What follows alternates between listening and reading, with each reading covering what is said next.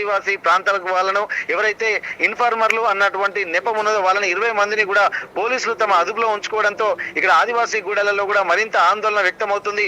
ఇప్పటికే కొంతమందిని మావోయిస్టుల నెపంతో కాల్చి చంపినటువంటి నేపథ్యంలో వీరిని కూడా అంటే వీరు నెక్స్ట్ మావోయిస్టులకు వెళ్తారన్నటువంటి సమాచారం కూడా ఉందన్నటువంటి ఆలోచనలు పోలీసులు చేస్తున్నట్టుగా తెలుస్తుంది. ముందు జాగ్రత్త చర్యలో భాగంగా వీరిని అదుపులోకి తీసుకుని కౌన్సిలింగ్ ఇస్తున్నారు. ఒకవేళ మావోయిస్టుల జాడ తెలుసుకోవడం కోసం వీరిని చిత్రహింసలు కూడా పెడుతున్నారు అన్నటువంటి కోణంలో మళ్ళీ ప్రజా సంఘాలు కూడా దీనిపై తీవ్రంగా స్పందిస్తున్నటువంటి పరిస్థితి.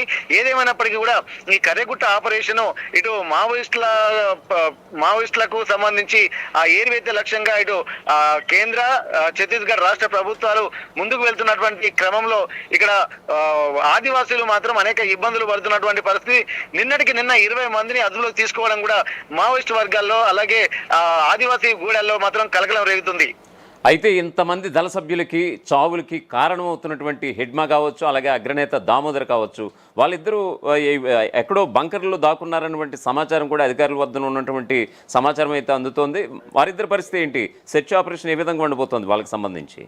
అయితే ప్రస్తుతానికి హిడ్మా, దామోదర్, సుజాత లాంటి దళ సభ్యులు, దళ నాయకులు వీళ్ళు కూడా దాదాపు అక్కడి నుండి కర్రెగుట్టల్లో బంకర్లో దాచుకున్నారని చెప్పి సమాచారం ముందు తెలిసినటువంటి పరిస్థితి. కానీ ఇప్పుడు ఛత్తీస్గఢ్ ప్రభుత్వం కూడా వాళ్ళు వెతుకుతున్నటువంటి నేపథ్యంలో వీళ్ళు మావోయిస్టులు అలాగే హిడ్మా కానీ అలాగే దామోదర్ కానీ ఇవి సుజాత ఇట్లాంటి వాళ్ళందరూ కూడా అక్కడి నుండి తప్పించుకున్నారా అన్నటువంటి అనుమానాలు కూడా బలపడడంతో ఛత్తీస్గఢ్ ప్రభుత్వం కూడా ఒక అనుమానం వ్యక్తం చేసింది.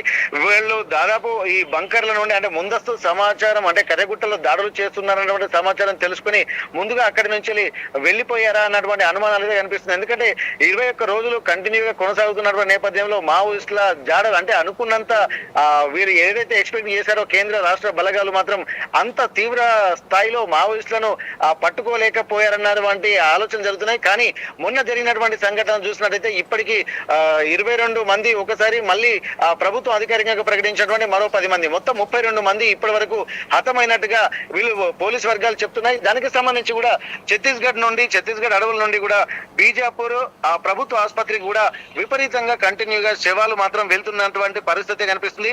ఈ నేపథ్యంలో ఈ శవాలకు సంబంధించి ఎవరైతే మావోయిస్టులు చనిపోయారన్నటువంటి వాళ్ళు ఎవరున్నారో వారికి సంబంధించినటువంటి ఫోటోలు కానీ అయితే వారికి సంబంధించినటువంటి వివరాలు కానీ పోలీసులు ఇప్పటిదాకా వెల్లడించలేదు. అయితే నిన్న బీజాపూర్ హాస్పిటల్కి వెళ్ళిన తర్వాత అప్పటికే కొంతమంది ఆసుపత్రిలో వెళ్తున్నటువంటి వాళ్ళకు అంటే ఎవరైతే చనిపోయారన్నటువంటి అనుమానం ఉన్నాయో వాళ్ళ బంధువులకు కూడా సమాచారం ఇచ్చారు. చాలా మంది అక్కడికి వచ్చి చూశారు ఫోటోలకి. అలాగే పోలీసు చూస్తున్నటువంటి క్రమంలో ఇప్పటికే 6 మావోయిస్టులను వాళ్ళ కుటుంబ సభ్యులకు నిన్న అప్పగించారు. నిన్న 5, మొన్న ఒక్కరిని అప్పగించారు. అయితే ప్రస్తుతానికి ఈ నేపథ్యంలో కూడా మిగిలిన డెడ్ బాడీస్ ను గుర్తించడం కూడా చాలా ఇబ్బందికర పరిస్థితులు. ఎందుకంటే ఇప్పటికే చాలా రోజులు గడుస్తున్న నేపథ్యంలో బాడీలన్నీ వాపు వచ్చి కొన్ని కుళ్ళిపోయినటువంటి వాతావరణ పరిస్థితుల నేపథ్యంలో గుర్తుపట్టడానికి వీలు కాకుండా అయితే ఈ డెడ్ బాడీస్ ఉంటున్నాయి. అయితే ఇక్కడ మరొక అనుమానాలు కూడా కలుగుతున్నాయి. ఇక్కడ ఇందులో ఎవరైనా పోలీసులు పూర్తి స్థాయిలో సమాచారం ఇవ్వకపోవడము, ఒకవేళ ఇచ్చినా కానీ అది ఆలస్యంగా ఇవ్వడము అనేక అనుమానాలు దావిస్తుంది. ఇందులో ప్రధాన నేతలు ఉన్నారా? ఒకవేళ హిడ్మా చనిపోయాడు లేకపోతే దామోదర్ చనిపోయాడు అన్నటువంటి వార్తలు కనుక వస్తే మరింత ఆందోళనలు, ప్రజా ఉద్యమాలు తీవ్రతరం అవుతాయి అన్నటువంటి కోణంలో కూడా మీరు సస్పెన్స్ మెయింటైన్ చేస్తున్నారు అన్నటువంటి పరిస్థితులలో కూడా ఉన్నది. ఎందుకంటే ఆ హిడ్మా అలాగే దామోదరు కర్రెగుట్టలో ఉన్నారన్నటువంటి పక్కా సమాచారంతో మేము సెర్చ్ ఆపరేషన్ చేశామని చెప్పి ఇక్కడ ఛత్తీస్గఢ్ ఇంటెలిజెన్స్ డిపార్ట్మెంట్ కూడా ఒక హైలీ అఫీషియల్ మీటింగ్ లో అనౌన్స్ చేసింది. కానీ ఇక్కడ తెలంగాణ ప్రభుత్వమే తమకు పూర్తి స్థాయిలో సహకారం అందించలేదన్నట్టు ఒక అపవాదు మాత్రం ఇక్కడ వేస్తున్నటువంటి నేపథ్యంలో వీళ్ళు తెలంగాణ వైపు వచ్చారా అన్నటువంటి కోణంలో కూడా వాళ్ళు ఆలోచించడం జరిగింది. అయితే వీరు ఆ బంకర్లలో దాక్కున్నారా లేకపోతే ముందస్తుగానే అక్కడి నుండి మిగతా రాష్ట్రాలకు వెళ్లిపోయారా అన్నటువంటి అనుమానాలు అయితే ఇంకా ఉన్నాయి. ప్రస్తుతానికి దీనిపై పూర్తి క్లారిటీ లేకుండా మేము మాత్రం బలగాలను మాత్రం ఉపసంహరించుకునేలేదు.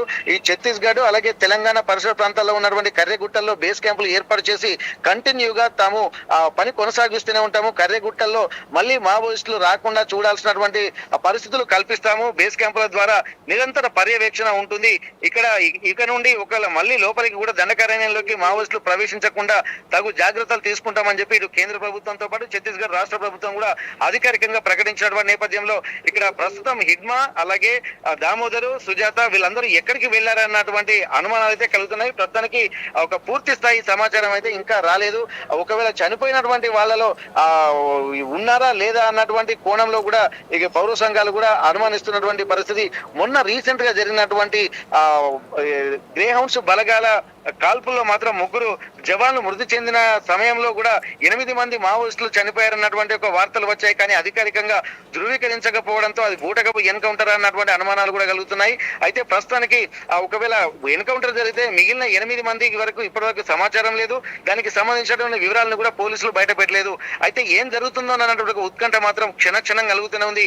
21 రోజులు కంటిన్యూగా కొనసాగుతున్నటువంటి నేపథ్యంలో ఇంకా ఎన్ని రోజులు కొనసాగుతుందన్నటువంటి అనుమానాలు కలుగుతున్నటువంటి నేపథ్యంలో ఛత్తీస్గఢ్ ప్రభుత్వం మాత్రం ఖచ్చితంగా ఇది కంటిన్యూ ఆపరేషన్ ఉంటుంది, అందుకే మేము బేస్ క్యాంపులు ఏర్పాటు చేసుకున్నామన్నటువంటి ఒక స్పష్టత మాత్రం ప్రస్తుతానికి ఛత్తీస్గఢ్ ప్రభుత్వం ఇచ్చింది.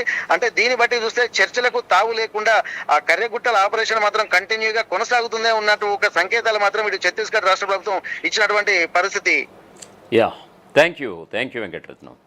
మొత్తానికి ఏదైతే శాంతి వచనం శాంతి చర్చలు ఏదైతే అంటున్నారో ఈ నక్సల్స్ దానికి సంబంధించి కేంద్రం నుంచి ఎలాంటి అవకాశం ఇవ్వటం లేదు. ఆపరేషన్ సింధూర్ ఏ విధంగా పాకిస్తాన్కి ఏ విధంగా రుచి చూపించిందో మరోపక్క ఇక్కడ నక్సలిజానికి కూడా ఛత్తీస్గఢ్ మహారాష్ట్ర తెలంగాణను ఆనుకుని ప్రస్తుతం ఆపరేషన్ కగార్ పేరుతో కొనసాగుతున్నటువంటి ఆపరేషన్కి ఖచ్చితంగా నువ్వని నన్నట్టు పోటీ ఇస్తున్నారు. ఖచ్చితంగా ఈరోజు తాజా బ్రేకింగ్ మనం చూస్తే కనుక 30 మంది మావోయిస్టులు హతమైనటువంటి పరిస్థితి అయితే కనిపిస్తోంది. సుమారుగా ఇది ఒక రకంగా చెప్పాలంటే మావోయిస్టులకు ఇది పెద్ద ఎదురు దెబ్బగానే భావించాలి తాజా సంఘటన. ఖచ్చితంగా హిడ్మా అలాగే సుజాత అలాగే మావోయిస్టు అగ్రదళ నేత దామోదర్ ఈ ముగ్గురు కోసం ఏదైతే సెర్చ్ ఆపరేషన్ కొనసాగిస్తున్నారో ఈ ముగ్గురు మాట అటు ఉంచితే కొన్ని పదుల సంఖ్యలో మావోయిస్టులు ప్రాణాలు కోల్పోతున్నటువంటి పరిస్థితి అయితే కనిపిస్తోంది. ఈ సెర్చ్ ఆపరేషన్ అంతా పూర్తి స్థాయిలో జల్లెడ పడుతున్నటువంటి సందర్భం కూడా మనం చూస్తూనే ఉన్నాం. రోజుకి కరిగుట్టలు 3 వైపుల నుంచి కూడా తెలంగాణ ఛత్తీస్గఢ్ మహారాష్ట్ర వైపు నుంచి కేంద్ర బలగాలు